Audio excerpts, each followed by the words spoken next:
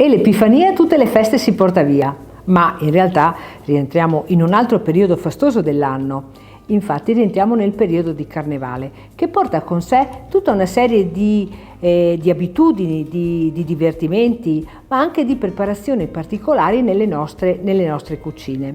Io infatti ho sempre il ricordo degli gnocchi dolci che nel territorio polesano, o meglio, ho il ricordo degli gnocchi che nel territorio polesano hanno un condimento dolce a base di zucchero, cannella e formaggio grana.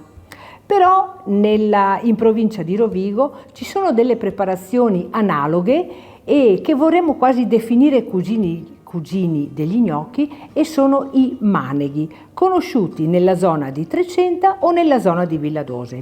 I maneghi infatti hanno in comune con gli gnocchi un condimento dolce, ma in realtà sono preparati con una polentina morbida a cui si aggiungono canditi, si aggiungono un po' di polvere di caffè e vengono serviti allo stesso modo con condimento dolce e il burro fuso, mentre nella zona di Villadose i maneghi vengono preparati con un impasto di patata americana e conditi sempre con zucchero e cannella.